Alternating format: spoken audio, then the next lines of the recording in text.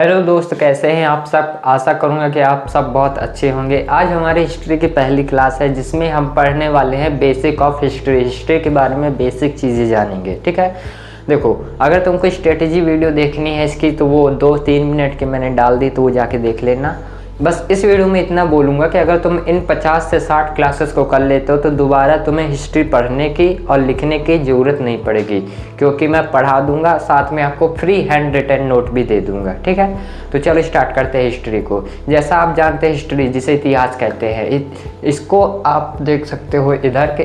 History को हम अलग अलग पार्ट में डिवाइड करते हैं, जैसे इतिहास, इति धन हा धन आस। इतिहास का अर्थ होता है ऐसा हुआ होगा, ठीक है। इतिहास के जनक हेरोडोटस को माना जाता है और उनकी एक पुस्तक है जो कि है हिस्टोरिका, ठीक है। अब बात करते हैं, इतिहास को 3 भागों में विभाजित किया गया है। कौन कौन से? पहला तो प्रागैतिहासिक काल, दूसरा आद्य ऐतिहासिक काल, तीसरा ऐतिहासिक काल। हमको सबसे पहले कौन सा पढ़ना होगा? हमको सबसे पहले पढ़ना होगा प्रागैतिहासिक काल को। तो चलो स्टार्ट करते हैं, चलते हैं अपने नोट की तरफ, क्योंकि नोट से हम पढ़ेंगे तो हमको ज़्यादा सफिशिएंट अच्छा कंटेंट आपको मैं दे पाऊंगा। और इसकी फ्री पीडीएफ आपको टेलीग्राम पे दे दूंगा, तो ज्वाइन कर लेना। चलो चलते हैं। हाँ दोस्तों, तो ये है मेरे नोट। चलो स्टार्ट करते हैं। जैसा कि मैंने आपको शुरू में बताया, हिस्ट्री का इतिहास कहते हैं हिंदी में, और इतिहास का फुल फॉर्म होता है इति धन हा प्लस आस। इति धन हा प्लस आस। इसके जनक किसको माने गए हैं? हेरोडोटस जो है इसके जनक माने गए हैं, और ये यूनानी लेखक है। क्या है? यूनान से हैं, यूनानी लेखक है, ठीक है, यूनानी लेखक है। और इनकी बुक क्या है? इनकी बुक है हिस्टोरिका। इनकी बुक कौन सी है? हिस्टोरिका है। कौन सी बुक है? हिस्टोरिका। इसकी है जी, जो पीडीएफ मैं आपको दे दूंगा, ठीक है, अपने टेलीग्राम पे, तो आप को नोट बनाने की भी जरूरत नहीं पड़ेगी, ठीक है। अब बात करते हैं इतिहास के विभाजन के बारे में। तो इतिहास के 3 भागों में विभाजित किया गया। कितने भागों में? 3 भागों में विभाजित किया गया। पहला प्रागैतिहासिक काल, दूसरा आद्यैतिहासिक काल, और तीसरा ऐतिहासिक काल। पहला क्या है? आद्यैतिहासिक। पहला क्या है? प्रागैतिहासिक, दूसरा ऐतिहासिक, तीसरा ऐतिहासिक, मतलब कि ऐतिहासिक, ठीक है। एक बार आंख बंद करके आपको बोलना है, इतिहास को कितने भागों में बांटा है? 3 भागों में। कौन कौन से? पहला तो आपका हो गया ये कौन सा? प्रागैतिहासिक। दूसरा आपका आद्य ऐतिहासिक, और तीसरा आपका कौन सा हो गया? तीसरा हो गया ऐतिहासिक, ठीक है। देखो, जो प्रागैतिहासिक है इसमें लेखन या लिपि का ज्ञान नहीं था। इसमें लेखन या लिपि का ज्ञान नहीं था उनको, मतलब कि इसमें कुछ लिखा ही नहीं गया, मतलब कि इसके लिखित प्रमाण नहीं है। क्या? इसके लिखित प्रमाण नहीं है, ठीक है। लेकिन अब बात करते हैं आद्य ऐतिहासिक की, तो इसमें लिखा तो गया है लेकिन पढ़ा नहीं गया, मतलब कि ऐसा कुछ लिख गया है कि पढ़ा ही नहीं गया। जैसे कि आप जानते हैं कि भाव चित्रात्मक उनकी शैली थी, लेकिन उन शैली को कैसे पढ़ा जाए? भाव चित्रात्मक, अपने भाव को व्यक्त किया था उन्होंने, ठीक है। तो ये जो थी, इसमें लिखा तो आद्य ऐतिहासिक में लिखा तो गया है लेकिन इनको पढ़ा नहीं गया। क्या किया गया? लिखा गया लेकिन पढ़ा नहीं गया। ऐतिहासिक में लिखा भी गया, पढ़ा भी गया, ठीक है। इसमें लिखित भी है और पढ़ा भी गया, ठीक है, ये हो गया। अब चलते हैं आगे की ओर। ऐतिहासिक को भी हम बांटते हैं। देखो, जो आपका प्रागैतिहासिक काल है, ये जो है इसका इस शब्द का प्रयोग सबसे पहले डेनियन विल्सन ने किया था। किसने किया था? डेनियन विल्सन ने। प्रागैतिहासिक शब्द का प्रयोग सबसे पहले डेनियन विल्सन ने किया था। प्रागैतिहासिक को 3 भागों में बांटते हैं: पूरा पाषाण काल, मध्य पाषाण काल, नव पाषाण काल। पूरा पाषाण काल, मध्य पाषाण काल, नव पाषाण काल। पूरा पाषाण काल जो अज्ञात से 1000 बीसी तक है, और मध्य पाषाण काल जो है आपका 1000 बीसी से 4000 बीसी तक है, मतलब 10,000 बीसी से 4000 बीसी तक है। नव पाषाण काल जो है 4000 बीसी से 2600 बीसी तक है, ठीक है। और ये बीसी क्या है? ये बीसी बिफोर क्राइस्ट, इसको मैं आगे आपको बताऊंगा, ठीक है। बात करते दूसरा आपका जो खंड था वो था आद्य ऐतिहासिक काल। कौन सा था? आद्य ऐतिहासिक काल। इसको 2 भागों में बांटा गया। पहला पहला आपका सिंधु सभ्यता, आपको इसमें पढ़नी होगी। क्या पढ़नी होगी? सिंधु सभ्यता। और दूसरा आपको इसमें वैदिक सभ्यता को पढ़ना होगा। किसको? वैदिक सभ्यता को।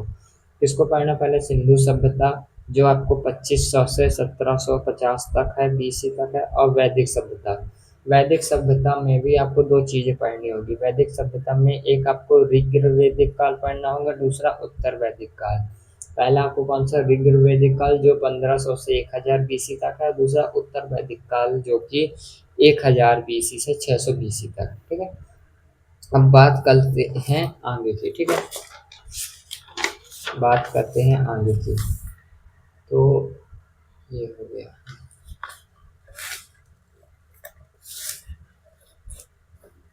अब बात करते हैं ऐतिहासिक काल की। इसमें भी आपको समझ में नहीं आएगा, आपको उसी तरह करना पड़ेगा।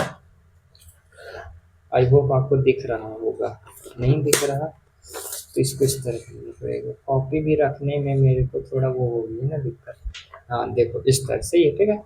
हाँ, जैसे कि हमने प्रागैतिहासिक काल को देखा, आदि ऐतिहासिक काल को देखा, अब देखते हैं ऐतिहासिक काल। ऐतिहासिक काल जो है अपना, इसको दो भागों में बांटते हैं, एक मध्यकालीन भारत और दूसरा आधुनिक भारत। मध्यकालीन भारत 712 से 1707 तक है। आधुनिक भारत का इतिहास 1707 से 1947 एडी तक है। ठीक है, अब बात समझते हैं कि जो हमारा एडी ये क्या है, बीसी क्या है। ठीक है, एडी जो है अभी जो वर्तमान में चल रहा है, एडी मतलब एनो डोमिनी होता है। क्या होता है, एडी मतलब एनो डोमिनी होता है, इसका मतलब ईसवी होता है। बिफोर मतलब बिफोर क्राइस्ट, मतलब बिफोर का मतलब होता है बिफोर क्राइस्ट। बीसी का मतलब, बीसी का मतलब होता है ईसा के जन्म से पूर्व। जैसे हम इसमें गणना करते हैं वो ईसा के जन्म के पहले करते हैं और फिर ईसा के जन्म के बाद करते हैं। जो ईसा के जन्म के पहले करते हैं वो बीसी में लिखे जाते हैं, जो ईसा के जन्म के बाद करते हैं वो एडी में लिखे जाते हैं। ठीक है, जैसे अगर हम 326 है तो ये बीसी हो गया, फिर इधर क्या होगा, इधर 230 होगा तो ये भी बीसी में होगा। ठीक है, इधर 3, फिर इधर 100 होगा। ठीक है, ये बीसी में होगा। ठीक है, फिर इधर से बढ़ता चला जाएगा, जीरो आ जाएगा, फिर आ जाएगा 100, 200, 300, फिर 1600, फिर 1900, फिर 2300। ठीक है, अभी जो वर्तमान में चल रहा है 2026। ठीक है, ये हो गया। अब बात करते हैं आगे की। तो देखो नोट करके लिखना आपको कि डायनासोर का अंत जो है 6.5 करोड़ वर्ष पहले हुआ था। इसका कारण क्या था, इसका कारण था पृथ्वी में उल्का पिंड का टकराव। पृथ्वी में उल्का पिंड का टकराव हुआ था जिस कारण से डायनासोर का अंत हो गया था। ठीक है, किस कारण, उल्का पिंड टकराया पृथ्वी से जिस कारण जो है डायनासोर का अंत हो गया। ठीक है, आपको पीडीएफ दे दूंगा मैं, तो नोट बनाने की ज़रूरत नहीं है, लेकिन अगर आपको बनाने भी हैं तो आप बना सकते हो। ठीक है, बात करते हैं मानव विकास, मानव विकास की। ठीक है, मानव विकास का सिद्धांत चार्ल्स डार्विन ने दिया था। किसने दिया था, चार्ल्स डार्विन ने मानव सिद्धांत का विकास दिया था। और चार्ल्स डार्विन जो थे इंग्लैंड के वैज्ञानिक थे। चार्ल्स डार्विन कहाँ के वैज्ञानिक थे, इंग्लैंड के वैज्ञानिक थे। कहाँ के वैज्ञानिक थे, इंग्लैंड के। इनकी बुक यानी कि इनकी पुस्तक क्या है, ओरिजिन ऑफ स्पीसीज, जो कि 1859 की है, और डिसेंट ऑफ मैन 1871 की। ये दो इसकी जो है बुक्स हैं जो कि इम्पोर्टेंट है, एसएससी में बार बार पूछी गई है। ठीक है, बात करते हैं प्राकृतिक चयन का सिद्धांत किसने दिया था, तो इसी ने दिया था। मानव विकास का सिद्धांत को ही प्राकृतिक चयन का सिद्धांत कहते हैं, लेकिन मैंने अलग से इसलिए लिखा क्योंकि ये एसएससी में पूछा गया। ठीक है, एसएससी में ये जो है पूछा गया, इसलिए ये इम्पोर्टेंट है। बात करते हैं अब आदि मानव का जन्म जो है लगभग आज से 40 लाख वर्ष पहले माना जाता है। ठीक है, कैसे माना जाता है, क्योंकि इनमें संज्ञात्मक क्रांति हुई जिससे ह्यूमन बना, और ह्यूमन ही क्या कहलाते हैं, होमो सैपियन। आज के ह्यूमन को हम होमो सैपियन कहते हैं। ठीक है, आज के मानव को क्या कहते हैं, होमो सैपियंस। ठीक है, अब बात करते हैं अपने प्रागैतिहासिक काल की। ठीक है, प्रागैतिहासिक काल अपना इतिहास को कितने भागों में बांटा था, तो 3 भागों में, प्रागैतिहासिक, आदि ऐतिहासिक, ऐतिहासिक। ठीक है, अब बात करते हैं प्रागैतिहासिक। प्रागैतिहासिक को भी हम 3 भागों में हमने बांटा था। पहला पूरा पाषाण काल, दूसरा मध्य पाषाण काल और तीसरा नव पाषाण काल। तो अब हम पढ़ने वाले हैं पूरा पाषाण काल को। ठीक है, क्या है पूरा पाषाण काल, इस काल का अध्ययन रॉबर्ट ब्रूस ने 1863 में किया था। इस काल का अध्ययन किसने किया था? सबसे पहले रॉबर्ट ब्रूस ने किया था, जो कि 1863 में किया था। इसकी खोज जो है पल्लवरम हस्त देखो, अब बात करूं कि रॉबर्ट ब्रूस क्यों फेमस है, क्योंकि इसने सबसे पहले अध्ययन किया। पहली बात तो ये हुई, ठीक है। दूसरा, इसको आदि ऐतिहासिक काल का जनक कहते हैं। आदि ऐतिहासिक काल का जनक कहते हैं। याद रखना कि जब अब तुम याद करना कोई भी चीज, जैसे पूरा पाषाण काल में तुम इसको याद कर रॉबर्ट ब्रूस को, तो इसको लेकर चार और फैक्ट याद कर लेना, ठीक है, जिससे वो तुम्हें लंबे समय तक बने रहेगा। जैसे कि पूरा पाषाण काल का अध्ययन तो किसने किया? रॉबर्ट ब्रूस ने किया, ठीक है। और साथ में इसने पूरा पाषाण काल का जनक भी इसे कहते हैं, ठीक है। और बात करें कि इसने जो है खोज की थी किसकी? हस्त कुल्हाड़, मतलब कि हाथ की कुल्हाड़ी, मतलब कुल्हाड़ी की खोज की थी। कहाँ से? पल्लवरम से की थी, ठीक है। पूछा जाए कि पल्लवरम से हाथ की कुल्हाड़ी की खोज किसने की थी? रॉबर्ट ब्रूस ने, ठीक है। या फिर इस तरह पूछेगा कि प्रागैतिहासिक का जनक कौन है? Robert Bruce. या इस तरह पूछेगा रॉबर्ट ब्रूस ने किसकी खोज की थी? तो हस्त कुल्हाड़ की खोज की थी। कहाँ से की थी? पल्लवरम से, ठीक है। पूरा पाषाण काल में पत्थरों का उपयोग किया जाता था। जैसा कि पूरा पाषाण काल आपको पाषाण से पत्थर आता है, तो उसी तरह इसमें पाषाण का उपयोग किया गया था। और जब पाषाण का उपयोग किया गया था तो उसे पेबुल उपकरण कहते थे। क्या कहते हैं? पेबुल उपकरण, जो कि नोकीला होता है, ठीक है, नोकीला होता है। अब बात करते हैं आगे कि इसमें शिकार का अल्प ज्ञान था। इसमें पूरा पाषाण काल के लोगों में शिकार का जो था अल्प ज्ञान था। क्यों? क्योंकि वो कई लोगों को मार देते थे, और मतलब कि मार नहीं पाते थे अच्छे से। कई जिंदा रहता था, कोई अधमरा होता था, और कोई डर के भाग जाता था, ठीक है। अब जैसे तुमको शिकार करना है, कैसे करोगे? शांति से एकदम जाओगे और उसके जो आपके पास हथियार होगे उससे वार करोगे। लेकिन पिछली जो पूरा पाषाण काल के लोग थे उनको ज्ञान ही नहीं था। वो लोग पहले से ही हल्ला कर देते थे, झाड़ियों वगैरह पत्थर टकरा देते थे जिससे आवाज आ जाती थी, और शिकार ही भाग जाता, मतलब कि जानवर भाग जाता था, ठीक है। तो क्या किया? शिकार का अल्प ज्ञान था, कच्चा मांस खाते थे, ठीक है। मतलब कि शिकार का ज्ञान ही नहीं था, तो मतलब शिकार तो कर लेते थे लेकिन खाते थे कच्चा मांस, क्योंकि उनको पकाने का ज्ञान ही नहीं था। फिर इनके पास आया कि सबसे पहले इन्होंने आग की खोज की, जो कि सबसे बड़ा रेवोल्यूशन था, ठीक है। इसे कहते हैं, जैसे इन्होंने आग की खोज कर दी, ठीक है, इसे कहते हैं रेवोल्यूशन। लेकिन आज के टीचर अपना बैच लॉन्च करते हैं और बोल देते हैं ये है रेवोल्यूशन, ठीक है। तो इन सब चीज़ों से बचें। बात करते हैं कि जो आग की खोज हुई, आग आग के प्रमाण कहाँ से मिल रहे हैं, तो ये भी पूछा जाता है कि चाउ जी गोजियन चीन का है, चीन की गुफा है चाओ जी गोजियन गुफा से ये मतलब के इसके साक्ष्य मिले, ठीक है। इसमें जीवन अस्थिर था, मतलब शिकार के लिए शिकार के लिए पहले यहाँ थे, फिर यहाँ से चलते चलते यहाँ चले गए, फिर शिकार के लिए यहाँ चले गए। मतलब कि जैसे यहाँ उनको कोई चीज़ है, जैसे यहाँ उनको हिरण दिखा तो यहाँ हिरण का शिकार किया, ठीक है। फिर एक पेट भर गया, खा लिया, फिर खोजते खोजते खोजते हिरण यहाँ मिला तो यहाँ उनका शिकार किया, यहाँ बैठ के आराम से खा लिया, फिर गए। इस तरह उनका जो जीवन था अस्थिर था, ठीक है। अब वो खाना जीवन अस्थिर था ये तो बता दिया। अब ये खाना बदोश थे, मतलब खाने की तलाश में दिन भर भागते रहते थे, ठीक है। जैसा कि मैंने बताया कि वो हिरण का शिकार या अन्य जीवों का शिकार करते हुए बाट मतलब इधर से उधर जाते रहते थे। जीवन अस्थिर था, खाना बदोश थे। लेकिन ये क्या करते थे? चित्रकारी इन्होंने शुरू कर दी थी। चित्रकारी मतलब कि दीवार में कुछ ना कुछ गोदते रहते थे, जिससे चित्रकारी उभर के आई, ठीक है। अब चित्रकारी से बहुत सारे क्वेश्चन पूछे जाते हैं, जैसे कि चित्रकारी के प्रथम सच कहाँ से मिले हैं, तो ये अपनी भीमबेटका की गुफा है 1947 में मिले, ठीक है। तो इसका जो कहाँ से मिले हैं? भीमबेटका की गुफा से। भीमबेटका जो कहाँ है वो है रायसेन जिला में, मध्य प्रदेश के रायसेन जिला में। इसको यूनेस्को में 2003 में शामिल किया गया था, ठीक है।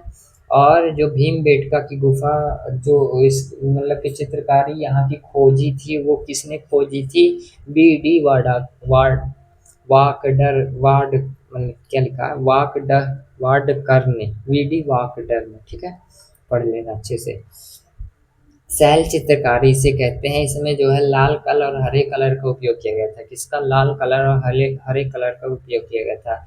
इसे महाभारत कालीन चित्रकारी भी कहते हैं। क्या कहते हैं इसे? महाभारत कालीन चित्रकारी भी कहते हैं। ठीक है, चलो अब बात करते हैं पुरा पाषाण काल के महत्वपूर्ण स्थल की। देखो, पुरा पाषाण काल के महत्वपूर्ण स्थल केवल तीन है। पहला था नेवास। क्या है? नेवास। नेवासा महाराष्ट्र में है। एच मतलब महाराष्ट्र। दूसरा है इनाम गांव। इनाम गांव महाराष्ट्र में है। तीसरा है रेणुगुप्ता। रेणुगुप्ता जो कि आंध्र प्रदेश में। कहाँ? आंध्र प्रदेश में। ठीक है, कहाँ है? आंध्र प्रदेश में। अब बात करते हैं अपने मध्य पाषाण काल की। ठीक है, किसकी बात करते हैं? मध्य पाषाण काल की। देखो, मध्य पाषाण काल की बात करूं तो इसमें जो है लघु पाषाण काल ये किस कहा जाता है? इसे क्या कहते हैं? लघु पाषाण काल। मध्य पाषाण काल या लघु पाषाण काल भी इसे कहते हैं। इसमें तीर कमान का उपयोग किया गया था। मतलब कि अब इनको शिकार का ज्ञान हो गया था। मध्य पाषाण काल में इनको शिकार का पूर्ण ज्ञान हो गया था। ठीक है, ये चापर, चॉपिंग, हैंड एक्स और ब्यूरिन तकनीक का उपयोग करते थे। ये चापर, चॉपिंग, हैंड एक्स क्या है? ये पत्थर हैं। जो ये पत्थर थोड़ा कम नुकीला होता था। चॉपिंग थोड़ा ज़्यादा नुकीला होता था। हैंड एक्स थोड़ा ज़्यादा मतलब बहुत ज़्यादा नुकीला होता था।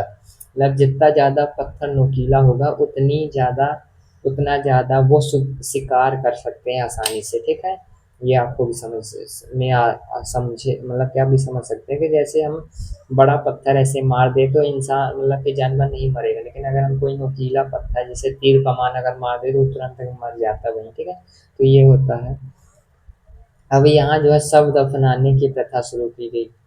मतलब कि मध्य पाषाण काल में जो उनके अपसी जो मर जाते थे उनको मतलब खत्म हो जाते थे, उनके शव को दफनाया गया था। ठीक है, सबसे पहले इसके साक्ष्य दमदमा में हरियाणा में मिले थे। कहाँ मिले थे? दमदमा में, हरियाणा में। ठीक है, यहाँ पर एक ही कब्र से 3 समाधि मिली थी। मतलब एक ही कब्र में 3 लोगों को समाधि के रूप में दिया गया था। मतलब 3 ही लोगों को एक ही कब्र में डाल दिया गया था। ठीक है, अब बात करते हैं पशुपालन। पशुपालन यहाँ जो मध्य पाषाण काल में पशुपालन शुरू हुआ था। सबसे पहले पशु पाला था कुत्ता। कौन सा पशु सबसे पहले पाला गया था? कुत्ता। ठीक है, कुत्ता सबसे पहले पाला।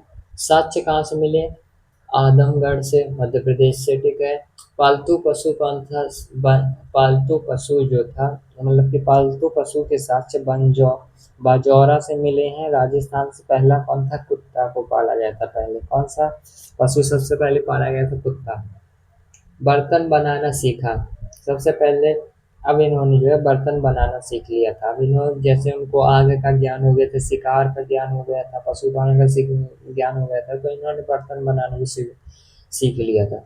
इसके साथ इलाहाबाद से मिले हैं, उत्तर प्रदेश। ठीक है, बात करते हैं मध्य पाषाण काल के प्रमुख साक्ष्य कौन से मतलब प्रमुख स्थल कौन कौन से हैं और कौन सा साक्ष्य मिला। ठीक है, जैसे बात करूँ मैं सगन कुल्लू से हमें जो है राख का टीला मिला। सगन कुल्लू से क्या मिला? राख का टीला। जलहल्ली है ये एक शहर। ये पूछा जाएगा कहाँ है, तो ये बताना आपको कर्नाटका में। ठीक है, कुचाई ये उड़ीसा में है। दमदमा 3 समाधि मिली है यहाँ। ठीक है, लेखिया नहीं, उससे पहले आप दमदमा बताओ कहाँ है ये? दमदमा जो है हरियाणा में। कहाँ? दमदमा हरियाणा में। लेखिया ये कहाँ? मिर्जापुर में, यूपी में। या इसमें 17 नर कंकाल मिले। ठीक है, लंघानन ये कहाँ? गुजरात में है। पशुओं की हड्डियों के साक्ष्य यहाँ से मिले हैं। मैदहा ये कहाँ? प्रतापगढ़ में, यूपी में। यहाँ युगल समाधि मिली, मतलब कि मेल और फीमेल दोनों की एक साथ समाधि मिली है। ठीक है, अब बात करते हैं अपना आखिरी आज का जो टॉपिक है। आखिरी टॉपिक है नवपाषाण काल। ठीक है, कितने भागों में प्रागैतिहासिक काल को कितने भागों में बांटा था? 3 भागों में। कौन कौन से? पहला तो हो गया पाषाण काल, पूरा पाषाण काल। दूसरा मध्य पाषाण काल। तीसरा नवपाषाण काल। ठीक है, नवपाषाण काल की बात करते हैं तो इसमें कृषि का ज्ञान तो हो गया था, लेकिन सबसे पहले कौन सी चीज की कृषि की इन्होंने? तो सबसे पहले जौ की कृषि की, फिर उसके बाद गेहूं की। सबसे पहले किसकी की? जौ की, फिर उसके बाद गेहूं की। ठीक है, और इसके साक्ष्य कहाँ से मिलते हैं? जो खेती इन्होंने जौ की इसके साक्ष्य मेहरगढ़ से मिलते हैं। ये कहाँ है? पाकिस्तान में है। और मेहरगढ़ जो है पूछा जाता है किस नदी के किनारे, तो बोलन नदी के किनारे। कौन, किस नदी के किनारे? बोलन नदी के किनारे, ठीक है। अब बात करते हैं कि कोल्डी हवा, यहाँ एक जगह कोल्डी हवा, यहाँ ये प्रयागराज में है। यहाँ धान की भूसी के साक्ष्य मिले, मतलब धान की जो भूसा होता है उसके साक्ष्य मिले। इन्होंने पूजा करना स्टार्ट कर दिया था नवपाषाण काल में, मतलब कि ये जान गए थे कि कोई शक्ति है जो इस पृथ्वी को चला रही है, और उनकी ये पूजा करना स्टार्ट कर दिए थे।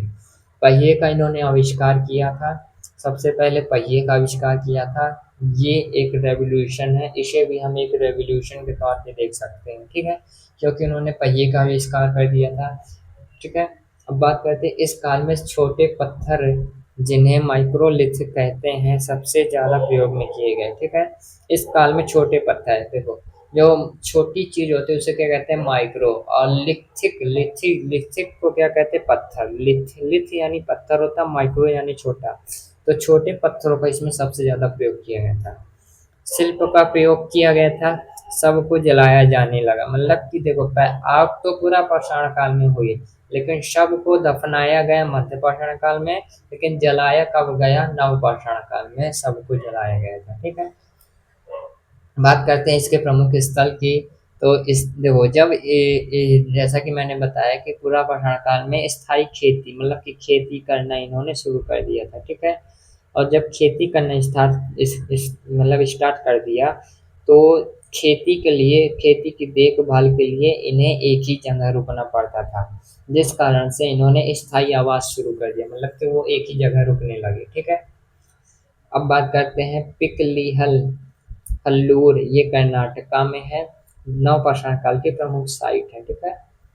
उतनूर तेलंगाना में, चिरांद बिहार में है, गुफ कराल, ये यहाँ से गर्तावास मिले यानी गड्ढे वाले घर, और बुर्ज होम, यहाँ से मानव के साथ कुत्ता का शव मिला है, ठीक है, कुत्ते का शव। ये दोनों जो है कहाँ है? तो ये जो दोनों जम्मू कश्मीर में है, ठीक है।